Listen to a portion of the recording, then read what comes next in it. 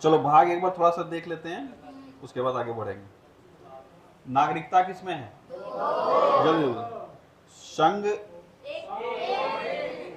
खाली अगर संघ बोला इसका मतलब क्या हो गया? संघ का शासन, ठीक है, 5। और अगर संघ अगर क्षेत्र पूछा जाए तो 1। पंचायती राज 9। नगर पालिका 9 ए। 10 मत कर देना, देखो गलती से हो सकता है लेकिन ध्यान देना, ठीक है। 9 ए। कब जोड़ा गया नगर निगम, नगर पालिका? 93 में, ठीक है। हाँ, 73वां संविधान संशोधन 1992। देखो 2 सवाल पूछा जा सकता है, किस बिल से जोड़ा गया और किस वर्ष लागू हुआ, ठीक है। पारित कब हुआ था? 92 में ही। 73वां संविधान संशोधन और 74वां संविधान संशोधन 92 में ही पारित हुआ था, और लागू कब हुआ? 93 में। दोनों सवाल आ सकता है, ठीक है। नीति निदेशक तत्व 4। इलेक्शन, निर्वाचन 15। इमरजेंसी 18। तो याद है सबको? अक्सर बच्चा यही सब भूलता है, ठीक है। संशोधन 20, ठीक है। चलो तुम लोग को भाषा 17, चलो तुम लोग को याद है, ठीक है। लोक सेवा आयोग 14। चलो ठीक है, अब ज्यादा दिमाग लगाना भी नहीं है, ठीक है। जितना याद है इतना काफी है। बढ़े आगे। आज हम लोगों को देखना है अनुसूचियां। हम कल ही चर्चा कर चुके थे, हमारे संविधान में भाग 22 है, ठीक है। अनुच्छेद 395 है, और अनुसूचियां जो शुरुआत में थी वो 8 थी, और अभी वर्तमान में 12 है। तो वर्तमान में अनुसूचियों की संख्या हो गई है 12। कितनी हो गई है? 12। लेकिन मूलतः कितने थे? 8। अब ये जो 4 बढ़ा है, ये अनुसूची नंबर 9, 10, 11, 12 है। अगर कभी एग्जाम में भविष्य में पूछ ले कि कौन सा अनुसूची बाद में जोड़ा गया है, तो एकदम क्रमिक रूप से चले जाना। शुरुआती दौर में 1 से लेकर 8 तक था, 9, 10, 11, 12 जोड़ा गया। अब कईयों को ये कंफ्यूजन होगा, क्या हमको पहला अनुसूची दूसरा अनुसूची एकदम एग्जैक्ट याद रखना है? तो आंसर है हाँ। अनुसूची नंबर 1 में क्या है यही याद रखना है तुमको, बीच उच में कुछ नहीं जुड़ा है। अनुसूची 1 से लेकर 8 तक पहले था, 9, 10, 11, 12 बाद में जुड़ा है, ठीक है, याद रखोगे। अब ये एक एक करके सब हमको याद करना है। दूसरी बात, जो पहले से पढ़े हुए उसके लिए रिवीजन करना काफी आसान हो जाता है, 5 मिनट में खत्म हो जाता है। लेकिन जो नहीं पढ़े हो वो अच्छे से याद करोगे, जो पढ़े हुए वो शांत बैठोगे, ठीक है। अनुसूची 1 से लेकर 8 तक अभी दिख रहा है, ठीक है। हम लोग पहले इतना देखेंगे, उसके बाद 9 से 12। पहला अनुसूची एक बार पहले पढ़ लेते हैं इसको। पहला अनुसूची में क्या है? भारतीय संघ के राज्यों एवं संघ शासित क्षेत्र। हम कल कीवर्ड बताए थे ना, क्या बताए थे? भाग 1 पूछे, अनुच्छेद 1 पूछे, अनुसूची 1 पूछे। वर्ड क्या पकड़ना है? क्षेत्र। संघ राज्य क्षेत्र क्या पकड़ना है? संघ राज्य क्षेत्र। मतलब भारत का कितना क्षेत्रफल है, इसकी चर्चा हमेशा 1 में हुई है। भाग 1 में भी यही है, अनुच्छेद 1 में भी यही है, और अनुसूची 1 में भी यही है। शब्द थोड़े इधर उधर बदल जाएंगे, टेंशन नहीं लेना है। होगा क्या उसमें? संघ राज्य क्षेत्र। क्या होगा? संघ राज्य क्षेत्र। इसी को देखो, भारतीय संघ के राज्यों एवं संघ शासित प्रदेश। ऑब्वियस है ना, संघ राज्य हुआ तो यूटी भी आ ही जाएगा, क्योंकि पूरा क्षेत्र का बात करना है। तो अनुसूची 1 तो हमेशा याद रहेगा, दिक्कत नहीं है। 2 में क्या है? विभिन्न पदाधिकारियों का वेतन। एक बार पहले देख लो, उसके बाद याद करेंगे। तीसरा में क्या है? पदाधिकारी का शपथ। कीवर्ड पर ध्यान देना है, यहाँ है वेतन, और तीसरे में है शपथ। चौथा में है राज्यसभा में सीटों का आवंटन। क्या है? राज्यसभा में सीटों का आवंटन, राज्यसभा में सीटों का आवंटन। और 5वां छठा बाद में देखेंगे, पहले ये चारों देख लो। पहला सबको याद हो गया अनुसूची। अच्छा, किसी को ये अगर लगे तो ये पढ़ क्या रहे हैं, अनुसूची है क्या? भाग तो क्लियर हो गया था कि जो संविधान के चैप्टर्स हैं उसी को क्या कहते हैं? भाग। ये तो क्लियर था। चैप्टर में जो पॉइंट है, पॉइंट नंबर 1, पॉइंट नंबर 2, इसी को कहते हैं अनुच्छेद। ये भी क्लियर हो गया। तो अनुसूची क्या है? हम लोग संविधान में अलग से कुछ महत्वपूर्ण चीजों को करके एक जगह पे रख दिए हैं, ठीक है। मतलब 2-3 पन्ना अलग से लगाए हुए हैं, इसी को हम लोग क्या कहते हैं? अनुसूची। ये अलग से लगा हुआ है, इसमें काफी महत्वपूर्ण चीजों को डिस्कस किया गया है, और इसकी संख्या मात्र 12 है। कितने हैं? 12, ठीक है। तो इसको अलग से हम लोग पढ़ते हैं। तो प्रथम अनुसूची हो गया संघ राज्य क्षेत्र। क्या हो गया? ठीक। दूसरा हो गया वेतन, यानी जितने भी तुम देख रहे हो, चाहे राष्ट्रपति हो, मुख्य न्यायाधीश दे दे, अन्य न्यायाधीश दे दे, कोई भी जो बड़े ओहदेदार हैं, जितने भी नाम तुम देख रहे हो, किसी का भी डाल के पूछा सकता है कि फलानुआ को सैलरी किस अनुसूची के बिहाफ पर मिलता है। किस अनुसूची के व्याप पर? द्वितीय अनुसूची। कौन सा अनुसूची? दूसरा। अब इसमें यह सवाल नहीं पूछा जाता है कि अनुसूची 2 में क्या है, अगर आएगा तब तो ये कर ही लेगा। सवाल यहां से पूछा जाता है निम्न में से किसको अनुसूची 2 के तहत सैलरी मिलता है, किसको नहीं मिलता है। ठीक है, इसको थोड़ा सा अच्छे से याद रखना, जहां लिखे हो वहां ऐड करोगे। ठीक है, तो अनुसूची 2 के तहत बस उसी को थोड़ा सा ऐड करना है और सब क्लियर। ठीक है, याद लिखोगे अनुसूची, सही लिखे है जी? हाँ ठीक है।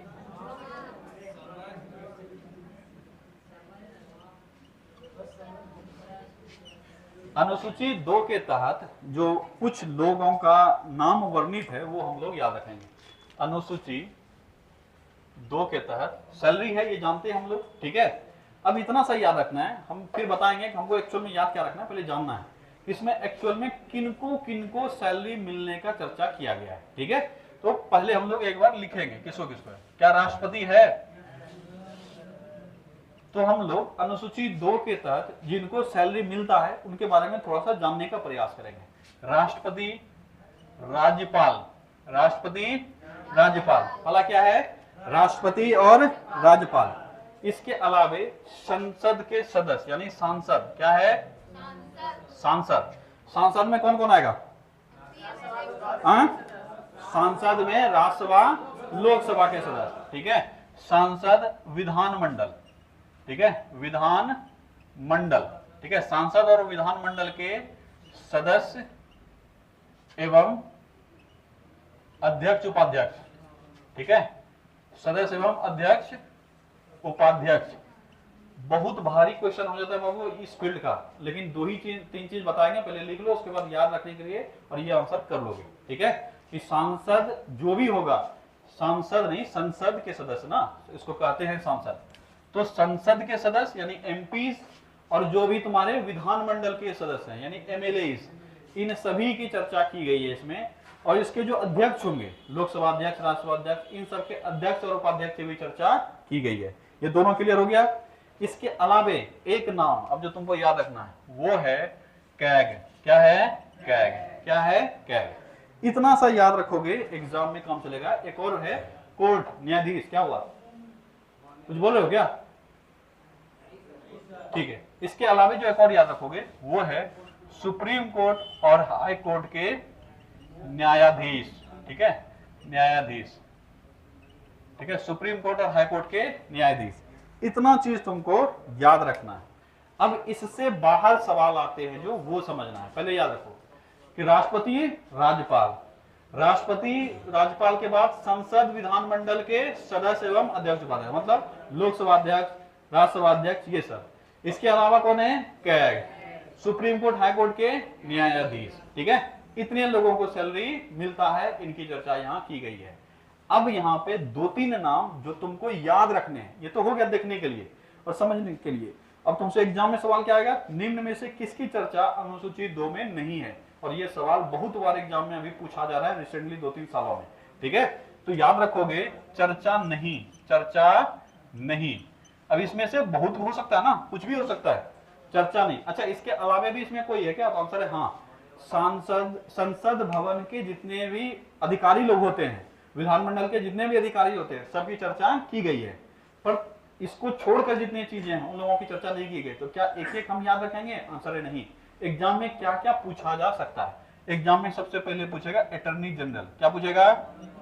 महान्यायवादी। ठीक है, अटॉर्नी जनरल। क्या होगा? Attorney general.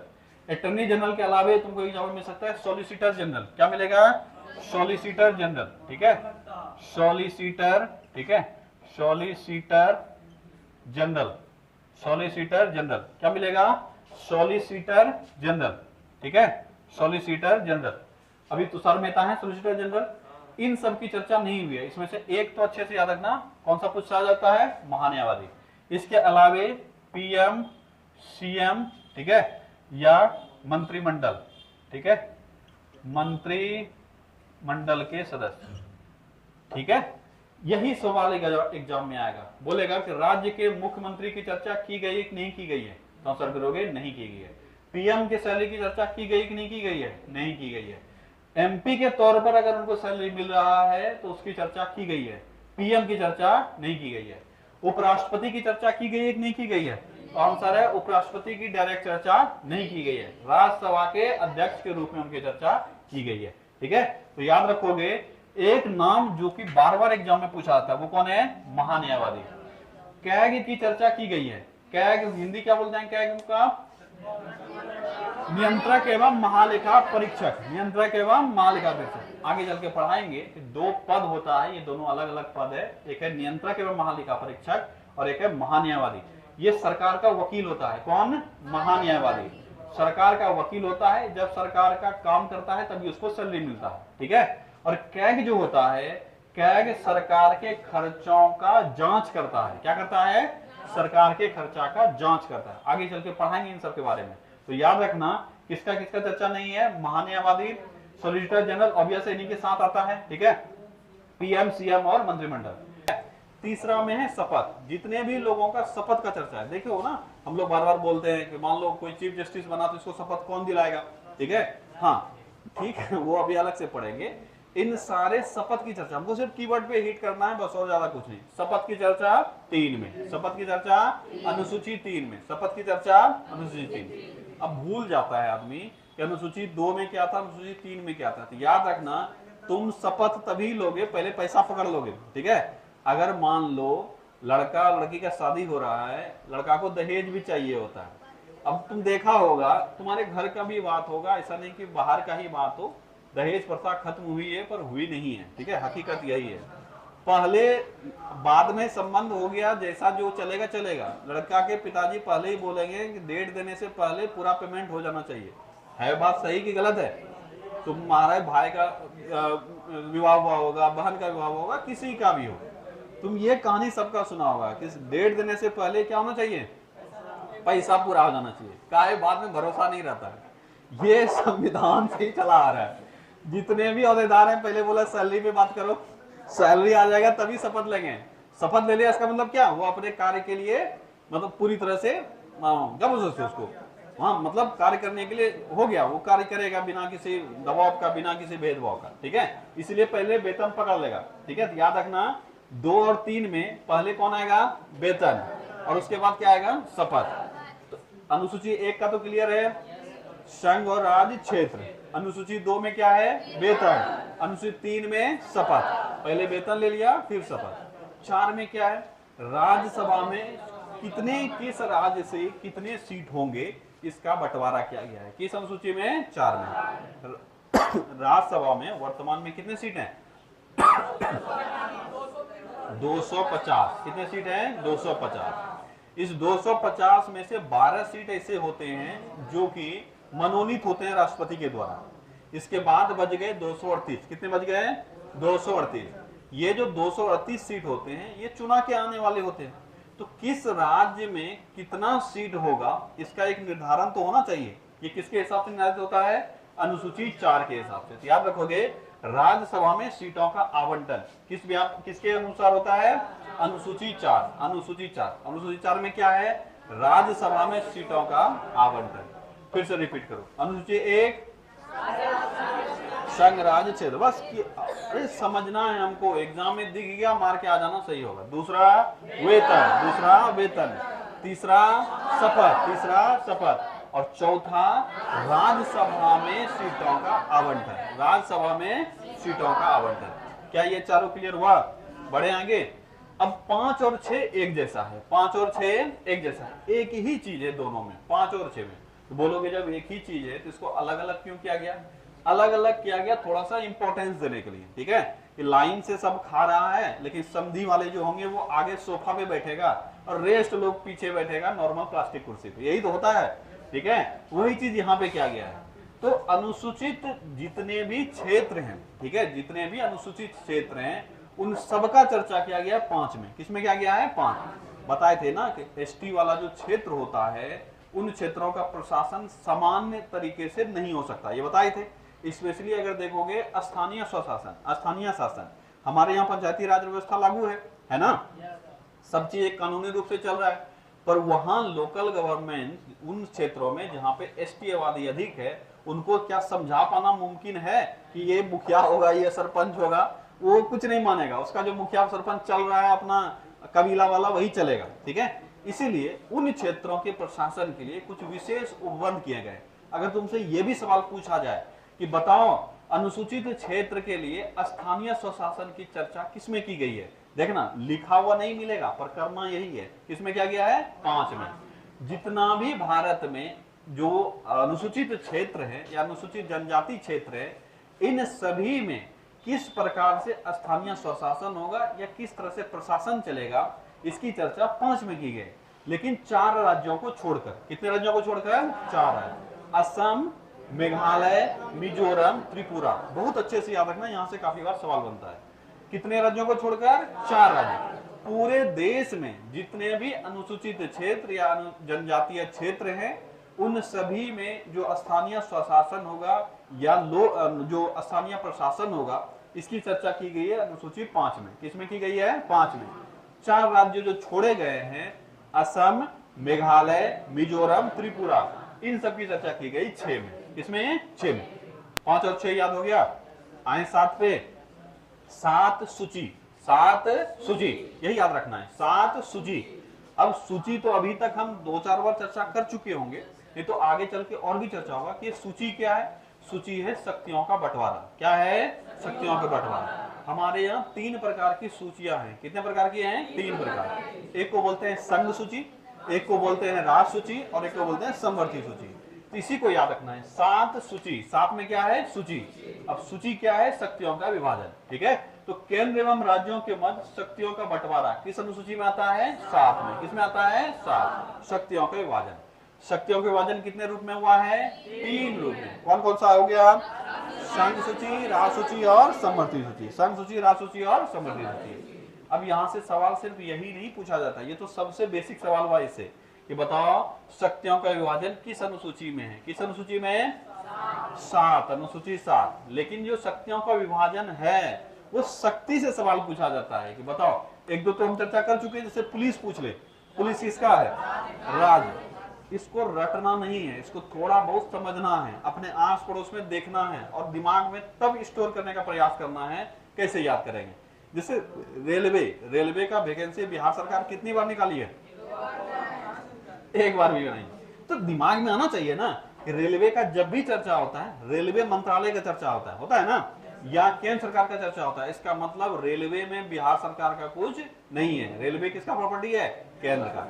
इस तरह से कुछ कुछ विषय हैं उस फील्ड में वही शासन करेगा, वही कानून बनाएगा। इसी को जो राज्य के विषय का चीज है उस पर राज्य कानून बनाता है, इसीलिए उसको कहते हैं राज्य सूची का विषय। जो केंद्र सूची का सब्जेक्ट है उस पर सिर्फ केंद्र कानून बनाएगा, इसीलिए उसको कहते हैं केंद्र सूची का विषय।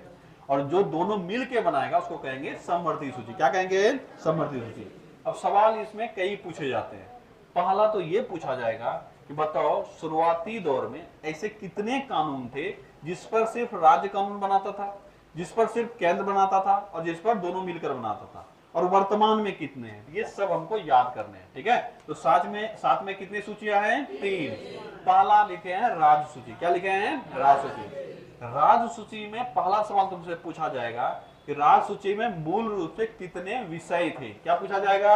मूल रूप से कितने विषय थे, यानी प्रारंभ में कितने विषय थे, वर्तमान में कितने विषय है। तो याद रखना 5 विषय यहां से हटाकर समवर्ती में डाल दिया।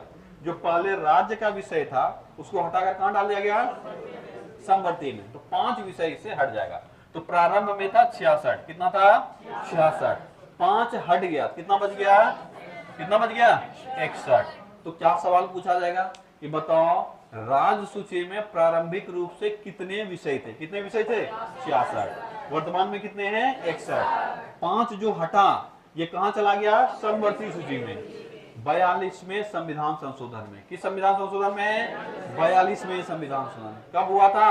1976। कब हुआ था? 1976। अभी संविधान संशोधन का टॉपिक पढ़ाएंगे अलग से, लेकिन 2-4 ऐसा संविधान संशोधन होगा जिसको कि समझ लो ये आना ही चाहिए, ये बार बार आ रहा है। 42वां तो कल भी कई बार सुना होगा, आज फिर से सुन रहे हो, तो ये याद हो जाना चाहिए। ये इंतजार मत करो संविधान संशोधन जब पढ़ेंगे तब पढ़ेंगे, ठीक है। ये पता हो जाना चाहिए पहले ही, क्योंकि बीच में बहुत बार आएगा। 42वां संविधान संशोधन जो है ये इंदिरा गांधी ने किया था। किसने किया था? इंदिरा गांधी ने। और इतना ज्यादा संशोधन हुआ इसमें, इतने चीजों को बदलाव किया गया, इसको मिनी कॉन्स्टिट्यूशन कर दिया जाता है। क्या कर दिया जाता है? Mini constitution. अगर तुमसे पूछा जाए कि बताओ मिनी कॉन्स्टिट्यूशन यानी लघु संविधान, लघु संविधान की संज्ञा किसको दी जाती है? किसको दी जाती है? 42वां संविधान। सोच सकता है कि संविधान जो पहले से लिखा हुआ था उसमें कितना सारा नया नया चीज घुसेड़ दिया, ताकि जो नए वाले चीजों को इकट्ठा करे छोटा सा एक संविधान ही दिखेगा। समझ में आया? इसमें बहुत सारा संशोधन हुआ है।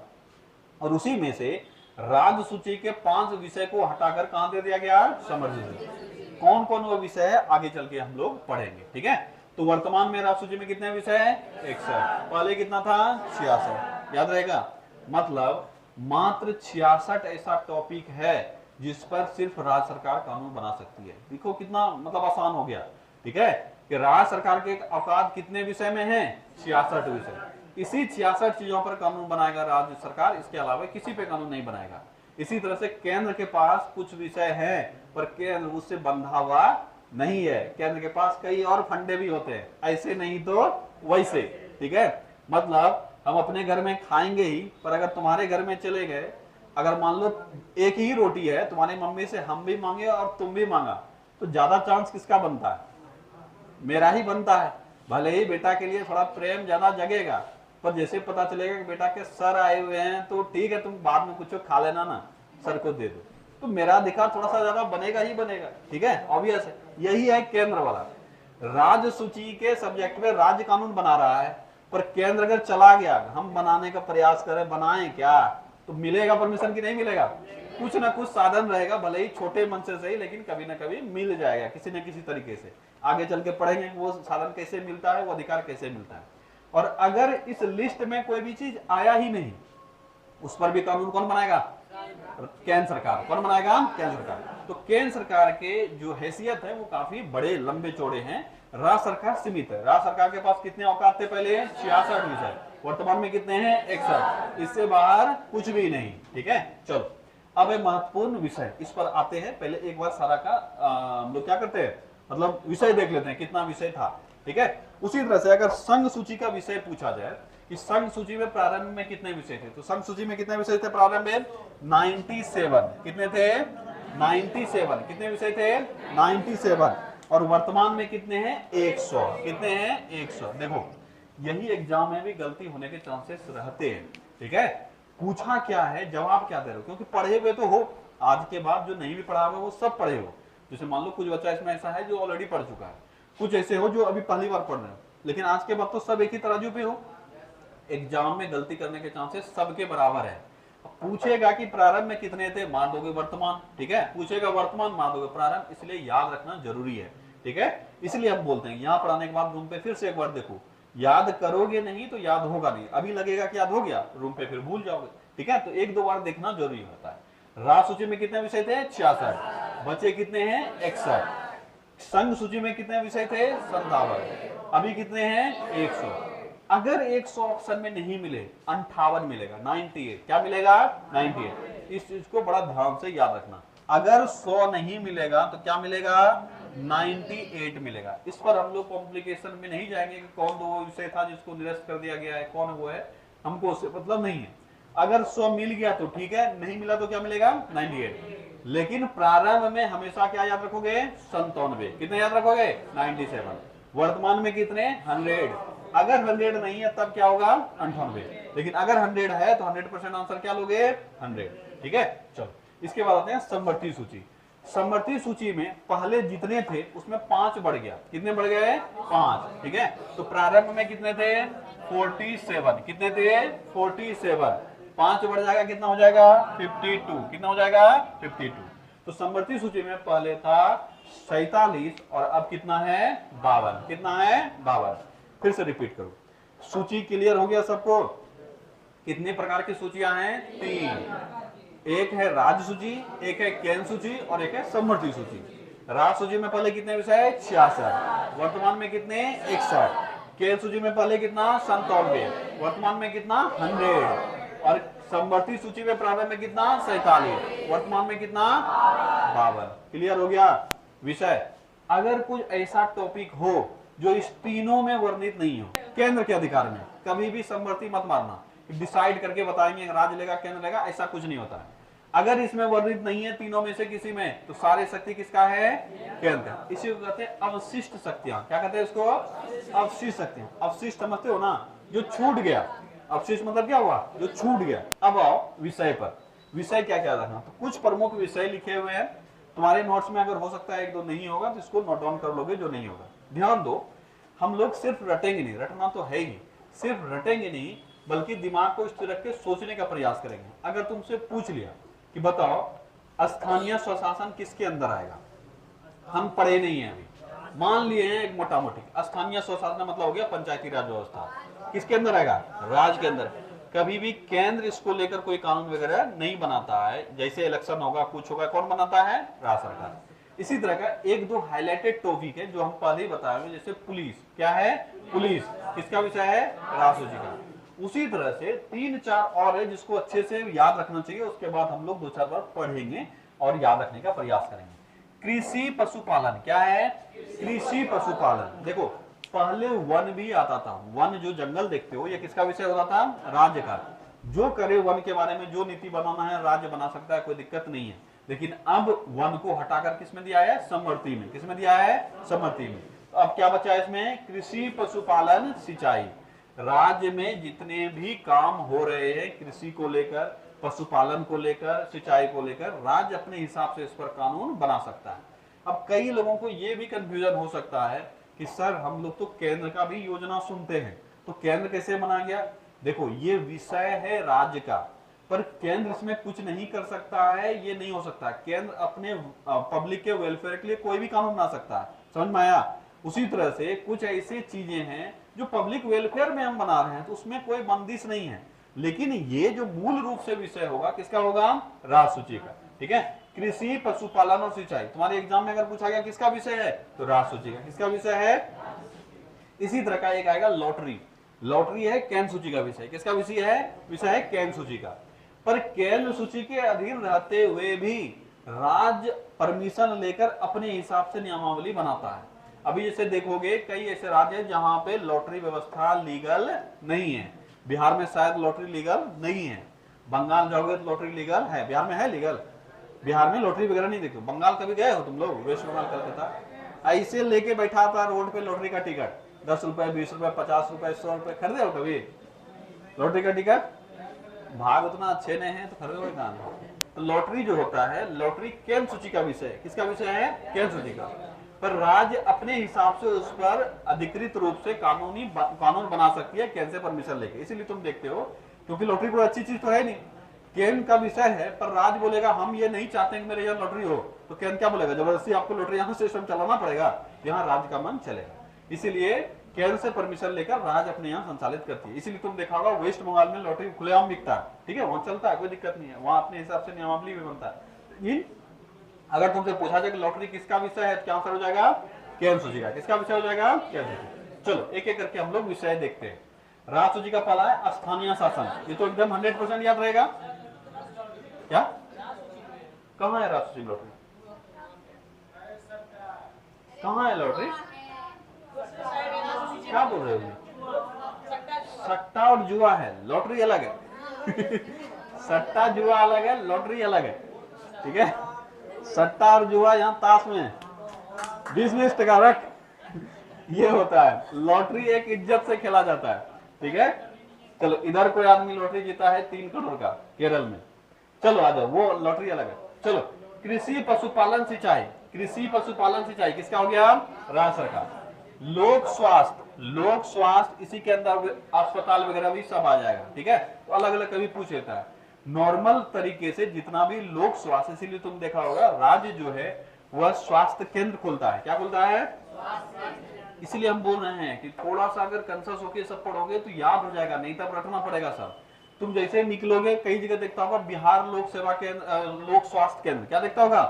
बिहार लोक स्वास्थ्य केंद्र, इस तरह से लिखा हुआ मिलता होगा। इसका मतलब क्या हो गया? ये बिहार का है। ठीक है, तो लोक स्वास्थ्य और छोटे मोटे जो अस्पताल है जो राज्य लेवल पे चलता है, ये सब किसका विषय है? राज्य का। केंद्र भी इसके रेस्पेक्ट में काम करती है। हम क्या बताए? विषय इसका है, पर केंद्र अपने स्तर पे अपने पूरे नागरिकों के लिए कुछ कुछ चीजें कर सकती है, कोई बड़ी बात नहीं है। ठीक है, तो अगर तुमसे एग्जाम में पूछेगा तो लोक स्वास्थ्य या अस्पताल पूछ लिया, किसका विषय है? राज्य का। किसका विषय है? राज्य का। ठीक है, चलो, भूमि और भवन कर कौन लेती है? राज्य सरकार। काफी इंपॉर्टेंट है, काफी बार ये एग्जाम में पूछा जाता है कि भूमि कर जो लेता है तुमसे, जमीन का जो टैक्स लेता है, जिसको हम लोग लगान कहते हैं, क्या कहते हैं? लगान। ये किसका विषय है? राज्य सूची का। अरे केंद्र तुम बार बार काहे बोल रहा है? ये राज्य का है सर। किसका है? राज्य का। भूमि और भवन कर किसका है? राज्य। जैसे इस घर का टैक्स लिया जाता है तो नगर निगम लेता है। कौन लेता है? नगर निगम। ये सब राज्य के अंदर ही आएगा, क्योंकि स्थानीय शासन किसके अंदर आ गया? राज्य के अंदर। ठीक है, उसी तरह से अब जैसे शहर में तुम देखोगे तो दो टैक्स लगता है, एक जमीन का अलग से लगता है जो राज्य सरकार लेती है, और ये भवन घर जो बना हुआ है इसका टैक्स लेता है नगर निगम। यहाँ पे दो टैक्स बढ़ते हैं। ठीक है, उसी तरह से गांव में देखोगे तो धन खेती है अलग उसका लगता है, जब घर बना है वो उसको आवासीय बोलना हो अलग टैक्स लगेगा। ठीक है, सबका टैक्स कौन लेती है? राज्य सरकार। कौन लेती है? राज्य सरकार। पुलिस किसका हो गया? राज्य सरकार। ठीक है, ध्यान देना, पुलिस अगर देगा तो राज्य सरकार, और रक्षा दे दिया, ध्यान से एकदम याद रखना, रक्षा अगर दे दिया तो केंद्र सरकार। रक्षा में आता है तीनों सेना। रक्षा में क्या आता है? तीनों सेना, थल सेना, नौसेना और वायुसेना। ये तीनों सेना किसका है? केंद्र का। तो सोच के भी लगता है ना कि राज्य का सेना कैसे हो सकता है, ये तो भारत देश का है। इस तरह से अगर थोड़ा बहुत दिमाग लगाओगे ना तो बहुत चीज याद हो जाएगा। लेकिन पुलिस होता है बिहार पुलिस, इसलिए पुलिस हो गया राज्य का। लोक व्यवस्था, लोक व्यवस्था मतलब सामान्य रूप से जितने भी तुम्हारे यहाँ कार्य हो रहे हैं ये सब किसका काम है? इसका काम है राज्य का, इसी को कहते हैं लोक व्यवस्था। ठीक है, टोल टैक्स, इसमें काफी गलती होता है। ठीक है, टोल टैक्स, टोल टैक्स राज्य सूची का विषय है। किसका विषय है? राज्य सूची। लेकिन एनएच को छोड़कर, एनएच कौन बनाता है? केंद्र सरकार, क्योंकि नाम ही है NH, national highway. National highway को छोड़कर जितने भी रोड है उस पर टैक्स वसूलने का अधिकार किसका है? राज्य सरकार। इसीलिए याद रखोगे, अगर खाली टोल टैक्स दे दिया, टोल टैक्स समझते हो ना, रोड पे जो टैक्स लेता है, टोल टैक्स दे दिया तो किसका होगा? राज्य सूची। लेकिन हम लोग सामान्यतः जो टोल टैक्स देखते हैं वो सब एनएच पे ही देखते हैं। कहाँ देखते हैं? एनएच पे। इसीलिए वो जो एनएच है वो है केंद्र सरकार का। ठीक है, लेकिन रेस्ट सभी किसके हैं? राज्य सरकार के। लेकिन अगर तुमको खाली दे दिया कि टोल टैक्स, तो हमेशा करोगे राज्य सूची का विषय। किसका करोगे? राज्य सूची। इस तरह से काफी गलती हो जाता है एग्जाम में। मादक लीकर, मादक लीकर मतलब समझ में आया? ये दारू, दारू वगैरह, ये राज्य सूची का विषय है। दारू किसका है? राज्य सूची। इसीलिए तुम देखता है कि अलग अलग स्टेट, क्या हुआ? हाँ, राज्य का अपना अलग अलग दारू पर अलग अलग नियम कानून होता है। तो याद रखोगे, मादक लीकर जो है ये हो गया दारू वगैरह, और इस पर कौन कानून बना सकता है? राज्य सरकार। कौन बना सकता है? राज्य सरकार। सट्टा और जुआ, ध्यान देना, सट्टा और जुआ ये है राज्य सरकार का। सट्टा और जुआ किसका है? राज्य सरकार का। और लॉटरी जो है ये है केंद्र सरकार का। ध्यान से याद रखोगे। पुस्तकालय और संग्रहालय, अगर सिर्फ पूछा जाए कि पुस्तकालय और संग्रहालय किसका विषय है, तो राज्य सरकार। किसका विषय है? राज्य सरकार। लेकिन केंद्र सरकार भी पुस्तकालय और संग्रहालय बनाती है। यहीं पे तो विवाद होता है। और तुम्हारे नजर में जितने भी संग्रहालय होते हैं वो लगभग किसका है? केंद्र सरकार का। संचालन इसका राज्य सरकार करती है। इसीलिए तुमसे अगर एक लाइन में पूछा जाए कि पुस्तकालय और संग्रहालय किसके अंदर आएगा? राज्य सरकार के अंदर। हम लोग जो लाश वगैरह जलाने जाते हैं, कब्रिस्तान सिर्फ एक कीवर्ड लिखे हैं, इसके साथ और भी चीजें आ जाएगी। जितना भी दाह संस्कार वगैरह से जो भी कानून व्यवस्था होगा, जगह वगैरह अलॉटमेंट होगा, जो भी होगा वो सब किसके अंदर आएगा? राज्य सरकार। कब्रिस्तान लिख दिया है तो सब चीज हो गया इसका। कब्रिस्तान जो जगह वगैरह होता है मरने के बाद वो अलग अलग धर्म में अलग अलग होता है। हिंदू में जलाते हैं, लेकिन तुम देखा होगा बरारी में व्यवस्था किया जाता है सरकार के द्वारा। ये सब किसका काम है? राज्य सरकार का। ठीक है, राज्य सरकार। फिर से एक बार रिपीट करो, स्थानीय शासन किसका हो गया? राज्य सरकार। कृषि पशुपालन सिंचाई राज्य सरकार। लोक स्वास्थ्य राज्य सरकार। अस्पताल राज्य सरकार। भूमि भवन कर राज्य सरकार। पुलिस राज्य सरकार। लोक व्यवस्था राज्य सरकार। टोल टैक्स एनएच को छोड़कर राज्य सरकार। मादक लीकर, सट्टा जुआ राज्य सरकार। पुस्तकालय संग्रहालय राज्य सरकार। और कब्रिस्तान राज्य सरकार। एग्जाम में जो ज्यादा पूछे जाते हैं वो है मादक लीकर, पुलिस, भूमि कर, स्थानीय संसाधन। ये तो कभी दिक्कत नहीं होगा। और गलती होता है कृषि में और सिंचाई में, इसमें गलती होता है। ये 4-5 जो लिखे हैं ये अच्छे से याद रखना, ये सब राज्य सरकार राज्य सूची का विषय है और एग्जाम में ज्यादा पूछे जाते हैं। ठीक है, चलो जाएं आप संघ पर। इसको एक दो बार रूम पे और जाके देखना, ठीक है। उसके बाद हम पूछते रहेंगे एक दो करके, तो याद हो जाएगा। संघ सूची कितने विषय थे प्रारंभ में? 97। वर्तमान में कितने हैं? 100। नहीं मिले 100 ऑप्शन तो 98, ठीक है। महत्वपूर्ण विषय क्या क्या है? रक्षा क्या केंद्र का हो सकता है कि नहीं होगा? 100% केंद्र का ही होगा। दूसरा है विदेशी मामला। विदेशी मामला किस कौन देखेगा? एक देश दूसरे देश से देखेगा, तो केंद्र सरकार देखेगी, ठीक है। केंद्र सूची का विषय हो गया। रेलवे किसका है? केंद्र सरकार का। डाक टेलीफोन ये सब पे कानून कौन बनाता है? केंद्र सरकार। डाक तार टेलीफोन, तार तो अब खत्म हो गया, ठीक है, इसलिए एग्जाम में भी नहीं पूछेगा। तो डाक पूछ सकता है, टेलीफोन पूछ सकता है, ये सब। सैटेलाइट पूछ लिया, किसके अंदर आएगा? केंद्र के अंदर। किस तरह से सैटेलाइट लॉन्च होगा, क्या कानून बनाना, ये सब केंद्र का। परमाणु पूछ ले, किसका होगा? केंद्र का। देखो केंद्र का याद रखना काफी आसान होता है, क्योंकि बड़े मुद्दे हैं, और बड़े मुद्दे हैं तो ये लगभग हमको लग जाता है कि केंद्र सरकार के पास ही होगा, ठीक है। जैसे अभी तक देखा, रक्षा, विदेशी मामला, रेल, डाक। देखो परमाणु शक्ति किसके पास? नहीं तब पता चलेगा सब अपना परमाणु बम बना रहा है। नीतीश कुमार भी अपना परमाणु बम बनाएगा, ठीक है। और पता नहीं कहां फोड़ देंगे, क्या पता ये दे देंगे फोड़ने का आदेश, कभी भी दे सकते हैं, कोई बड़ी बात नहीं है। उसके बाद है सेवा कर और निगम कर, ये भी किसका है? केंद्र सरकार। ये निगम कर बहुत बच्चा कंफ्यूज होता है नगर निगम से। नगर निगम से निगम को कोई मतलब नहीं है, ये निगम कॉर्पोरेट टैक्स है। क्या है? Corporate tax. जो बिजनेस है, हाउस है ना, बड़ा बड़ा बिजनेस जो करता है उसको कहते हैं कॉर्पोरेट, ठीक है। ये नगर निगम वाला नहीं है, ठीक है। तो सेवा कर यानी सर्विस टैक्स और कॉर्पोरेट टैक्स कौन लेती है? केंद्र सरकार। किसका विषय है ये? केंद्र सरकार का। ध्यान याद रखना, एक चीज है जो है जनगणना। क्या है?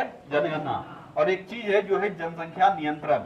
ये दोनों बड़ा ध्यान से याद रखना पड़ता है। अक्सर बच्चा इस दोनों में गलती करता है, क्योंकि उसको अच्छे से याद रहता है जनगणना। क्या याद रहता है? जनगणना। अभी तुम्हारी सरकार तुमको कंफ्यूज करने पे लगी हुई है। जनगणना विषय है केंद्र सरकार का। किसका विषय है? रिसेंटली तुम देखा कि राज्य सरकार जनगणना कराई है, ठीक है, जातीय जनगणना। तो बच्चा कंफ्यूज हो जाता है, समवर्ती मार दे क्या? मत मारना कंफ्यूजन। जहां पे भी जो याद करवाए सिर्फ वही याद रखना, अपने हिसाब से तौलने का प्रयास मत करना। आगे दोनों कर रहा है तो समवर्ती मार देते हैं, नहीं। जिसको बोलेंगे नॉर्मल तरीके से देखना, वही देखोगे। जनगणना किसका विषय है? केंद्र सरकार। जनगणना किसका विषय है? केंद्र सरकार। पर केंद्र के परमिशन से अगर कुछ अपने यहाँ पर हम करना चाहते हैं तो कर सकते हैं। जैसे अभी जातीय जनगणना करवाई गई, ठीक है। हमको जानना है कि मेरे यहाँ कितना जात है और किस जात के कितने सदस्य हैं हमारे राज्य में, तो क्या हमको परमिशन मिल सकता है? नहीं मिल सकता? मिल सकता है। तो मिल गया तो हम लोग कर लिए, ठीक है। तो जातीय जनगणना करवाना केंद्र भी करवा सकती है और राज्य परमिशन लेकर करवा सकती है, तो राज्य करवा ली। केंद्र सरकार जब चाहेगी तो वो भी करवा सकती है, ठीक है। तो याद रखोगे, जनगणना केंद्र का विषय है, राज्य का विषय नहीं है। अपने मन से समवर्ती में मत डाल देना अगर कोई भी आ जाए। नागरिकता, भारतीय नागरिकता है। क्या होता है हमारा? भारतीय नागरिकता। कभी सुने हो राज्य की नागरिकता? नहीं सुने हो। एक दिन किसी को डाउट हो रहा था कि राज्य का भी नागरिकता मिलता है, ठीक है। किसको हो रहा था? हाँ, तो राज्य की नागरिकता नहीं मिलती है। नागरिकता किसका मिलता है? केंद्र का। भारत के नागरिक हैं हम, ठीक है। तो नागरिकता किसका हो जाएगा? केंद्र सरकार के पास। उसके बाद है भारत से बाहर तीर्थ यात्रा है। ध्यान देना, इस पे गलती होता है, ठीक है। भारत से बाहर अगर जाना हो तो तुमको पासपोर्ट वीजा चाहिए होता है। क्या चाहिए होता है? Passport visa. तो पासपोर्ट किसके अंदर आएगा? कभी भी कोई राज्य सरकार तुमको पासपोर्ट इशू कर सकती है क्या? नहीं कर सकती है। हमेशा करेगा केंद्र सरकार, ठीक है। और पासपोर्ट पर साइन होते हैं, जो अथॉरिटी होता है उसमें हाईएस्ट अथॉरिटी जो है वो प्रेसिडेंट, ठीक है। इसलिए प्रेसिडेंट का कोई पासपोर्ट नहीं होता है।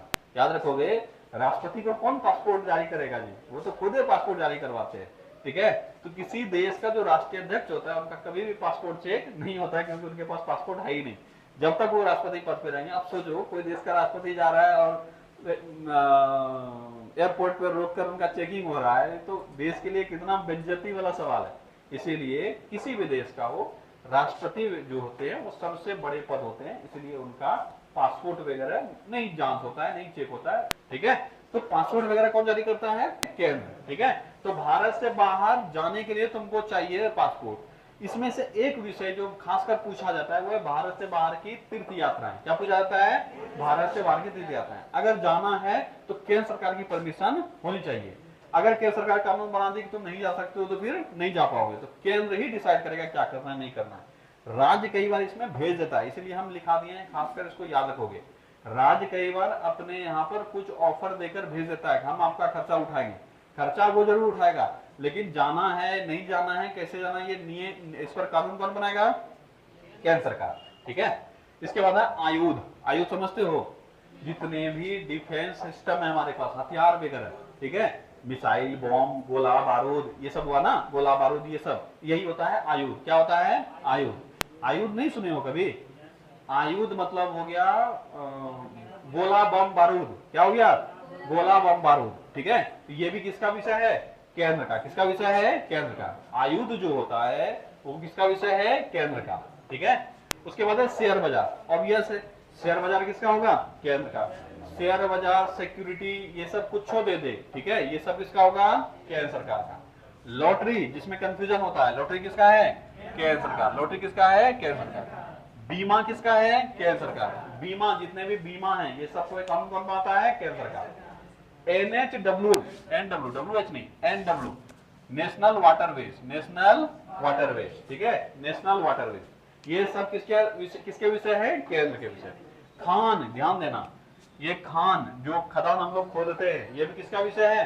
केंद्र का। किसका विषय है? केंद्र का। खान समझते हो ना? कोयला का खान, हीरे का खान, ठीक है, ये किसका विषय है? केंद्र का। अफीम की खेती, काफी बच्चा गलती करता है इसमें, अफीम की खेती में, क्योंकि तुम वेब सीरीज से प्रेरित हो, ठीक है। अभी कुछ दिन पहले एक वेब सीरीज आया था मिर्जापुर, उसमें दिखाता है कि अफीम का खेती वहां की जो यूपी सरकार है वो अलॉट करती है, ठीक है। ऐसा नहीं है, अफीम की खेती हो या अफीम पर कोई कानून हो, ये केंद्र सरकार बनाती है, राज्य सरकार का विषय नहीं है। तो अफीम, जितने भी अफीम है, अफीम समझते हो ना? अफीम के उत्पाद और अफीम के प्रोडक्शन, खेती, ये सब पर कानून कौन बनाएगा? केंद्र सरकार। और भारत में अफीम का उत्पादन इलीगल है, ठीक है, लीगल नहीं है, अफीम हम नहीं उगा सकते हैं, ठीक है, भारत में इलीगल है। कई ऐसे देश हैं जो अफीम को लीगल करता है। आज अगर कहीं पे भी अफीम का उत्पादन हो रहा है, सरकार के बिना परमिशन का उत्पादन नहीं हो सकता है। कई ऐसा देश है जो अफीम को लीगल घोषित कर दिया है। इसलिए ऐसा है क्योंकि ये दवाई के रूप में भी इस्तेमाल होता है, ठीक है। डोज कम हो तो ठीक है, डोज ज्यादा हो तो तुम भगवान ठीक है, और डोज कम है तो तुम बीमार।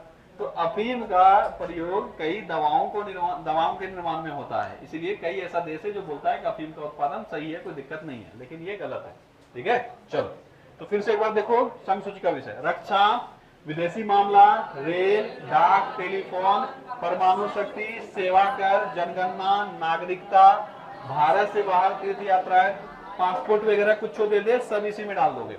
आयुध, शेयर बाजार, लॉटरी, बीमा, NHW, खान, अफीम की खेती।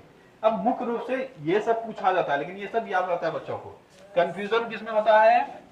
भारत से बाहर तीर्थ यात्राएं, ठीक है, सेवा कर, लॉटरी, बीमा में भी कंफ्यूजन होता है कई बार, और अफीम की खेती, ये सब मुख्य रूप से कंफ्यूजन होता है। बाकी ये सब अगर आया तो ये सब हंसते खेलते कर लोगे। क्या हुआ जी? हाँ, क्या हो गया? अफीम की खेती कर रहा है, ठीक है। चलो अगला आओ। अगला है समवर्ती सूची। क्या है? समवर्ती सूची। प्रारंभ में कितने विषय थे? 47, वर्तमान में कितने हैं? 52, ठीक है। यानी 52 ऐसे विषय हैं जिस पर केंद्र और राज्य दोनों मिलकर कानून बनाती है। इसमें से मुख्य रूप से और सर्वाधिक चर्चित जो है वो है शिक्षा। क्या है? शिक्षा।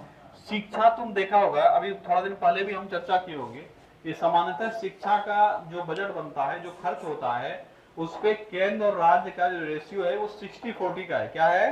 60-40।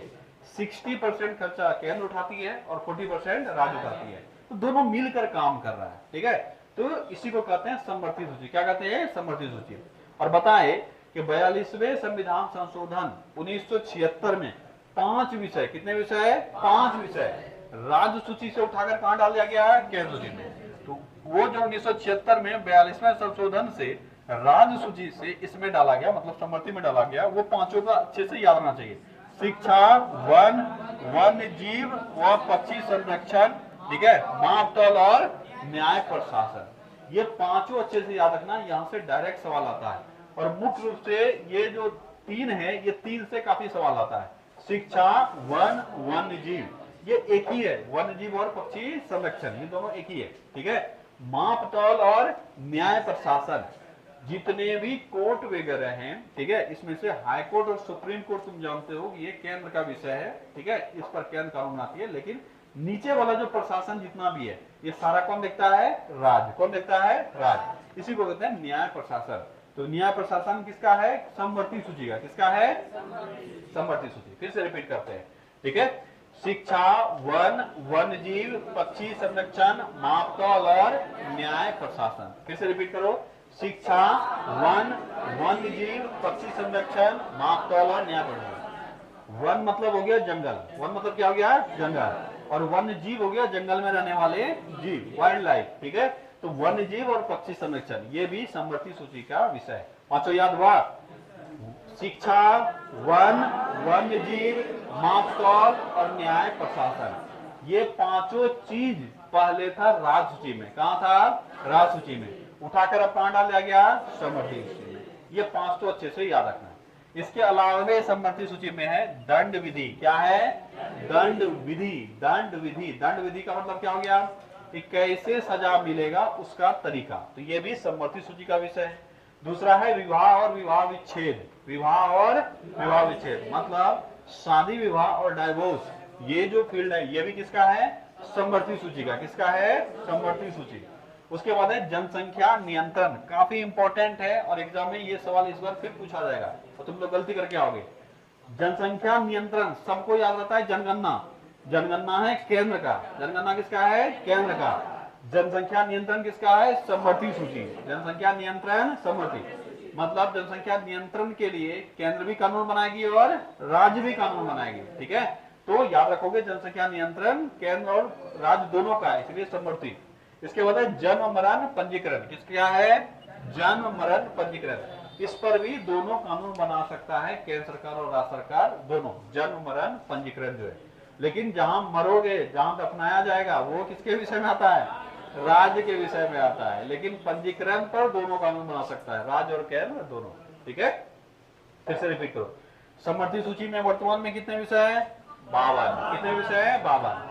उस 52 में से जो याद रखना है वो 5 जो राज्य से केंद्र समवर्ती में आया है। शिक्षा, वन, वन्य जीव, ठीक है, मापतौल और न्याय प्रशासन। न्याय प्रशासन। इसके बाद दंड विधि क्या है? समवर्ती सूची। दंड विधि किसका है? समवर्ती सूची। इसके बाद है विवाह और विवाह विच्छेद, ठीक है, समवर्ती सूची।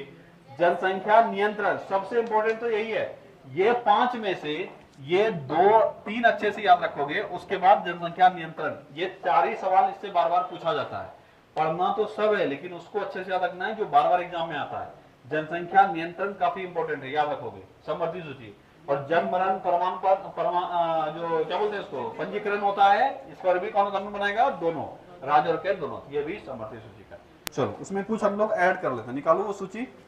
राज्य सूची में कुछ सब्जेक्ट ऐड करेंगे। राज्य, ठीक है। राज्य में जितना हम लोग पढ़े हैं उतना तो है ही, इसके अलावे 1-2 और ऐड करेंगे। जैसे तीर्थ यात्रा, तो राज्य सूची में ऐड करना तीर्थ यात्रा। क्या ऐड करोगे? तीर्थ यात्रा। राज्य सूची में ऐड कर लेना तीर्थ यात्रा। संघ सूची का हम लोग पढ़े थे। इस संघ सूची में भारत से बाहर तीर्थ यात्रा, क्या था वो? भारत से बाहर। तो भारत से बाहर की यात्रा को छोड़कर, ठीक है, भारत से बाहर, ठीक है, भारत से बाहर यात्रा को छोड़कर, ठीक है, याद रखोगे। अगर तुमसे सिर्फ तीर्थ यात्रा पूछा जाए, ठीक है, अगर तीर्थ यात्रा पूछा जाए तो किस सूची का विषय होगा? राज्य सूची का, ठीक है। जितना कंफ्यूजन है सब आज दूर हो जाएगा, ठीक है। तो सिर्फ तीर्थ यात्रा पूछा जाए तो किसका विषय हो जाएगा? राज्य सूची का। भारत से बाहर तीर्थ यात्रा पूछा तो किसका होगा? संघ सूची का। किसका होगा? संघ सूची। इसके अलावे एक और इसमें पूछा सकता है, होटल्स वगैरह जो होता है, ठीक है, होटल रेस्टोरेंट, ये किसके अंदर आता है? किसके अंदर? राज्य सूची में। लिखोगे होटल, ठीक है, होटल रेस्टोरेंट जो होगा, ठीक है, रेस्टोरेंट, होटल रेस्टोरेंट, ये सब किसके अंदर आएगा? राज्य सूची में। किसके अंदर आएगा? राज्य सूची, ठीक है। तो कल जितना लिखा था उसमें थोड़ा सा ऐड करोगे और होटल रेस्टोरेंट, ठीक है। अब जिसे इससे पहले पढ़ाए पुलिस, पढ़ाए थे ना पुलिस, वहां पे एक चीज छूट गया था। इससे पहले हम कभी ना कभी चर्चा किए होंगे कि रेलवे पुलिस, क्या चर्चा किए होंगे? रेलवे पुलिस में दो तरह के पुलिस होते हैं, एक होते हैं आरपीएफ और एक होता है जीआरपी। ठीक है, ध्यान दोगे, रेलवे पुलिस का जब चर्चा करें, ठीक है, रेलवे पुलिस, ठीक है, एक होता है आरपीएफ, ठीक है, रेलवे पुलिस में उसी को कहते हैं। रुक जाओ, रेलवे का जब चर्चा करेंगे, रेलवे में दो तरह के पुलिस होते हैं, एक को बोलते हैं आरपीएफ, क्या बोलते हैं? आरपीएफ, और एक को बोलते हैं जीआरपी। ठीक है, जीआरपी, ये क्या,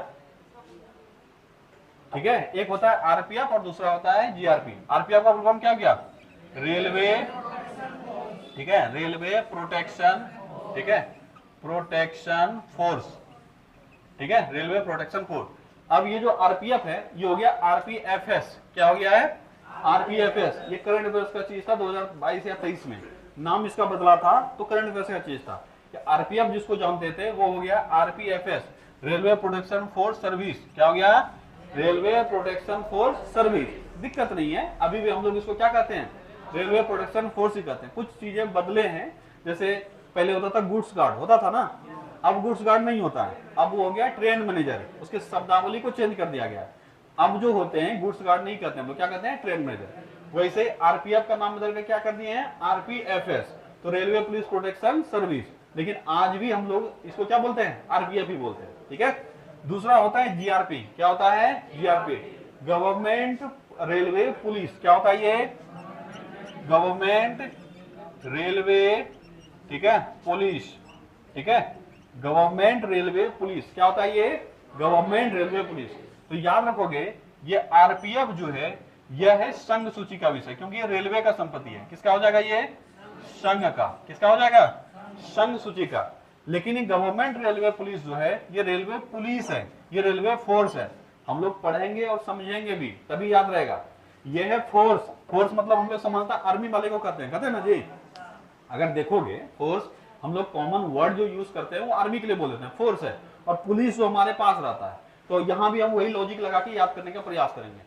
आरपीएफ रेलवे प्रोटेक्शन फोर्स, तो ये रेलवे को प्रोटेक्ट कर रहा है। ध्यान देना, शब्द पे अगर समझ लोगे तो कोई दिक्कत नहीं है। इसका काम है रेलवे को प्रोटेक्ट करना। किसको प्रोटेक्ट करना? रेलवे को। और रेल पूरे भारत में चलेगा, तो ये रेलवे का संपत्ति हुआ, यानी इसका पोस्टिंग कहीं भी हो सकता है और कहीं पे भी ये रेलवे के साथ जा सकता है, कहीं भी इसका ड्यूटी लग सकता है। ये किसका विषय हुआ? संघ सूची का। किसका विषय हुआ? संघ सूची का। लेकिन गवर्नमेंट रेलवे पुलिस यानी जीआरपी जो होता है ये होता है राज्य सूची का। किसका होता है? राज्य सूची। ठीक है, और इसी को हम लोग सामान्यतः रेलवे पुलिस कहते हैं। क्या कहते हैं? Railway police. रेलवे पुलिस में अगर किसी का नौकरी होगा, कभी जीआरपी में जाओगे तो तुम्हारा सीमा बंधा हुआ रहेगा। अगर बिहार में नियुक्त हुआ है तो बिहार के सीमा के अंदर ही तुम्हारा ड्यूटी होगा। ठीक है, जैसे किसी एक स्टेशन से दूसरे स्टेशन दे देगा। तुम देखता होगा, अगर किसी के फैमिली में हो तो अच्छी बात है, नहीं हो तो तुम देखता होगा एक जगह पुलिस चढ़ता है और दूसरे स्टेशन में उतर जाता है। सीमा छोड़ने से पहले वो क्या होगा? उतर जाएगा। जैसे बिहार से कोई ट्रेन चली, झारखंड होते हुए उड़ीसा में गई, उड़ीसा होते हुए मान लो और कहीं गई, ठीक है, नीचे, तो तीन राज्य अभी हम लोग देखे, बिहार, झारखंड, उड़ीसा। तो जीआरपी बिहार में बिहार वाला चढ़ेगा, सीमा खत्म होने से पहले क्या होगा? उतर जाएगा। फिर झारखंड का जीआरपी चढ़ेगा, झारखंड सीमा खत्म होने से पहले उतर जाएगा। और फिर उड़ीसा का, वेस्ट बंगाल का चढ़ेगा, फिर उड़ीसा का चढ़ेगा, इस तरह से। यानी ये किसका विषय है? राज्य सूची का। और ये किसका विषय है? संघ सूची का। क्लियर हुआ ये? राज्य सरकार में इतना सा हम लोग ऐड किए। एक और इसमें ऐड कर लेना, थिएटर। थिएटर, थिएटर, थिएटर जानते हो ना? हाँ, थिएटर एक और ऐड कर लो, थिएटर। ठीक है, चलो इसके बाद है संघ सूची। संघ सूची में जितना लिखे हो उसके आगे एक दो ऐड करोगे। ऐसे कर लोगे, ऐसे भी। अगर दिया बंदरगाह खाली तो बंदरगाह किसका होगा? संघ सूची का। किसका होगा? संघ सूची। लेकिन अगर दे दिया कि किसी छोटे जगह पे कोई बंदरगाह बनाया गया है जो एक राज्य के अंदर ही है, तब क्या हो जाएगा? राज्य सूची। समझ में आया? अगर कोई ऐसा बंदरगाह बनाया हुआ है जो कि इनलैंड वाटरवेज है, मतलब एक राज्य के अंदर ही वो सीमा के अंदर बना हुआ है, तब उस पर किसका अधिकार होगा? राज्य का। लेकिन नॉर्मली जो होता है वो इंटर स्टेट भी होता है, एक अलग अलग स्टेट में भी जाता है, वो कौन हो जाएगा? संघ सूची। तो खाली अगर बंदरगाह लिखा हुआ है, हम लोग सामान्यतः छोटा बंदरगाह नहीं मानेंगे, बड़े बंदरगाह को देखेंगे। ठीक है, चलो इसके बाद एक टॉपिक है जो हमसे सवाल आ सकता है, पेटेंट, कॉपीराइट, ये सब जानते हो ना? तो कंफ्यूजन हो सकता है कि कहीं राज्य सरकार भी तो नहीं देती है, तो आंसर है नहीं। पेटेंट, कॉपीराइट, ट्रेडमार्क, ये सब किसका है? संघ सूची का। ठीक है, पेटेंट, कॉपीराइट, ठीक है, कॉपीराइट, ठीक है, और क्या बोले? ट्रेडमार्क, ट्रेडमार्क, ठीक है, ये सब किसका विषय है? ये सब संघ सूची का विषय है। चलो, इसके बाद है समवर्ती। अगला जो है वो है समवर्ती। ठीक है, एक दो इसमें भी ऐड करेंगे। चलो, समवर्ती क्या हुआ जी? किसी को डाउट है क्या? समवर्ती, इसमें से एक जोड़ना उत्तराधिकार। ठीक है, उत्तराधिकार। अब उत्तराधिकार के अंदर सब आ जाएगा, ध्यान देना। उत्तराधिकार के अंदर बहुत बड़ा टॉपिक इसको अपने अंदर ला सकता है। जैसे मान लो दे दिया कि बताओ विल किस में आएगा? विल मतलब वसीयत। वसीयत किस में आएगा? इसी में आएगा। ठीक है, उत्तराधिकार किस में आएगा? इसी में आएगा।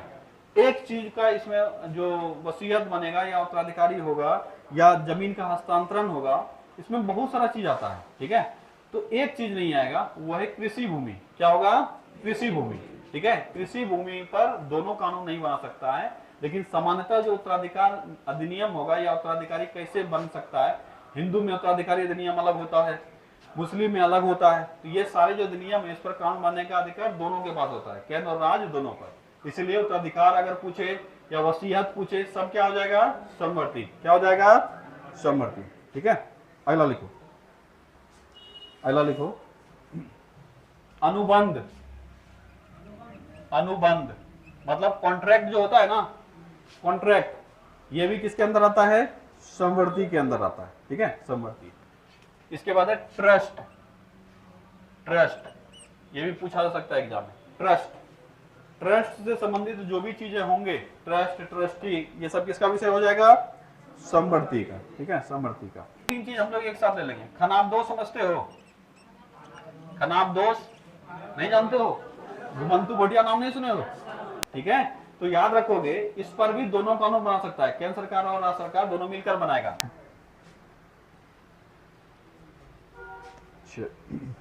एक और है समाचार पत्र। समाचार पत्र। ठीक है, चलो अब देख लेते हैं 8वां अनुसूची। आज हम लोग मूल अनुसूची जितना था वो पढ़े, तो 8वां अनुसूची। 8वां अनुसूची किससे है? भाषा से। किससे है? भाषा से। लेकिन जब संविधान लागू हुआ था, 8वें अनुसूची में मात्र 14 भाषा को जगह मिला था। कितने भाषा को? 14 भाषा। तो मूल रूप से 8वें अनुसूची में कितने भाषा थे? 14। और वर्तमान में कितने हो गए हैं? 22। यानी बढ़ा कितना है? 8। कितना बढ़ा है? 8 बढ़ा है। ठीक है, तो याद रखोगे 8 बढ़े हैं। इसका मतलब ये हुआ कि जो भाषा बढ़ा है वो तुम्हारे लिए ज्यादा इंपॉर्टेंट हो गया। जो भाषा बढ़ा है वो क्या हो गया? ज्यादा इंपॉर्टेंट। और इस भाषा को किस वर्ष जोड़ा गया, किस संविधान संशोधन से जोड़ा गया, ये दो चीज तुम्हारे लिए इंपॉर्टेंट हो गया। तो 8 भाषा को 3 बार में जोड़ा गया है। कितने बार में? 3 बार में। 1, 3, 4 किस रूप में जोड़ा गया है? 1, 3, 4। जिस ऑर्डर में बता रहे हैं ऐसे ही याद रखना। ठीक है, भाषा कितने जोड़े गए हैं? 8। कितने बार में? 3 बार में। 1, 3, 4। 1, 3, 4। ठीक है, पहले सिंधाल उठाए, पता चला ये नमक है। क्या है?